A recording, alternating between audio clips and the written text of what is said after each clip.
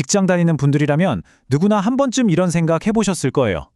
아, 진짜 이 회사 그만두고 싶다. 근데요, 막상 그만두지 못하는 아주 현실적인 이유가 있죠. 바로 실업급여 때문입니다. 최근에 한 드라마에서 이 현실을 정확히 꼬집는 장면이 나와서 굉장히 화제가 됐었는데요.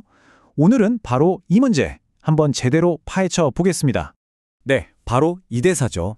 서울 자가의 대기업 다니는 김 부장 이야기라는 드라마에 나온 한 장면인데요. 주인공인 김 부장이 아주 당당하게 사직서를 내밀면서 정말 생각지도 못한 부탁을 합니다. 자기가 스스로 나가는 건데 실업급여를 받을 수 있게 해달라니.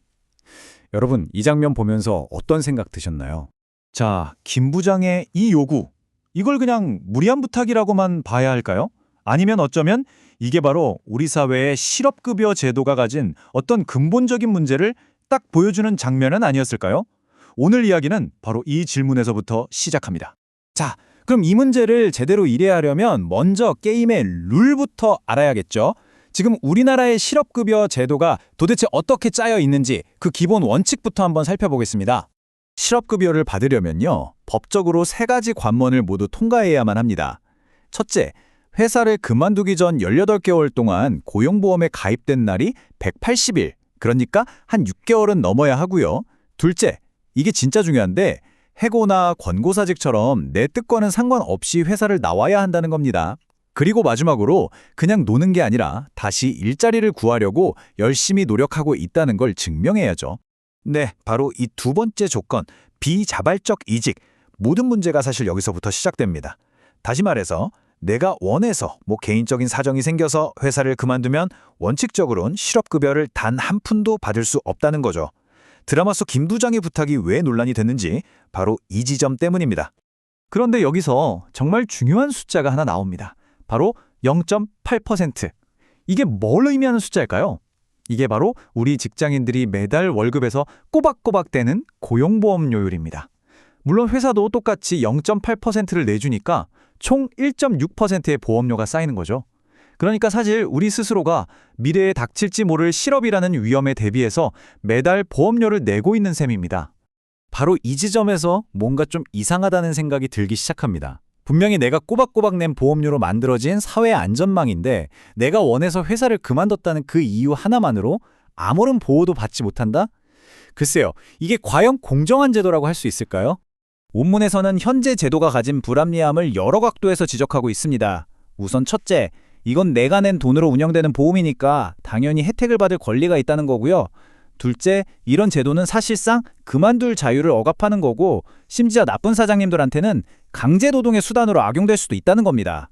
마지막으로 드라마 속 김 부장처럼 구차하게 부탁하지 않고도 당당하게 내 권리를 누릴 수 있어야 한다. 즉 근로자의 존엄성을 지켜줘야 한다는 거죠.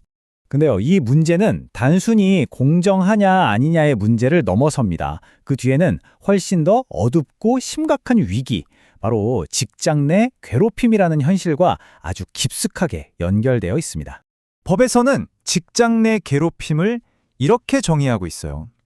3가지 요소가 다 들어가야 하는데요. 먼저 지위나 관계의 우위를 이용해야 하고, 그게 업무의 적정 범위를 넘어서야 하고, 결과적으로 신체적 또는 정신적 고통을 줘야 합니다. 이 3가지가 핵심입니다. 문제는 이 법에 적힌 내용이랑 현실이 너무나도 다르다는 겁니다. 직장 내 괴롭힘으로 공식 인정을 받는 건요, 정말 하늘의 별 따기라는 말이 나올 정도예요.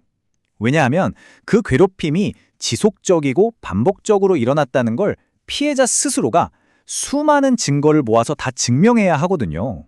그 과정 자체가 정말 또 다른 고통이 되는 거죠.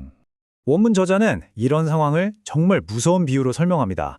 해결되지 않는 괴롭힘이 버젓이 존재하는 직장은 그 조직 자체가 그냥 암덩어리나 마찬가지라고요. 조직 전체를 서서히 죽이는 악성 종양이라는 뜻입니다. 자, 이제 모든 조각들이 딱 맞춰지는 느낌이 드시죠? 직장에서 정말 끔찍한 괴롭힘을 당해도 그걸 법적으로 증명하기는 너무나 어렵습니다. 그래서 고통을 참다 못해 결국 스스로 회사를 나오면 이번엔 자발적 퇴사라는 덫에 걸려서 실업급여도 못 받아요. 결국 이러지도 저러지도 못한 채 그 지옥 같은 직장에 갇혀버리고 마는 겁니다. 그렇다면 이 지독한 악순환의 고리, 대체 어떻게 끊어낼 수 있을까요? 원문은 아주 명쾌하고 어떻게 보면 굉장히 대담한 해법을 하나 제시합니다. 해결책은 놀랍도록 간단합니다.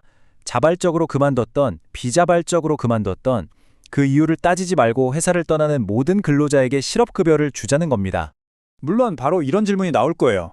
아니 그럼 그 돈은 다 어디서 나나요? 하지만 이건 그냥 막 던지는 주장이 아닙니다. 당연히 필요한 조정 방안도 함께 제시하는데요. 우선 모두가 혜택을 보는 만큼 보험료율을 현실적인 수준으로 올리고 최소 가입 기간도 지금보다 늘려서 제도의 안정성을 확보하자는 거죠. 더 나아가서 실업을 너의 실패라고 보고 막 구직 활동을 다그치는 관점에서 벗어나서 우리 사회 전체가 함께 감당해야 할 위험으로 인식을 바꾸자는 아주 근본적인 제안이기도 합니다. 자, 그럼 이런 변화가 단순히 돈 몇 푼의 문제를 넘어서서 우리 사회에 어떤 더 큰 의미를 가질 수 있을까요? 이건 어쩌면 우리 일터의 풍경 자체를 바꾸는 일이 될 수 있습니다.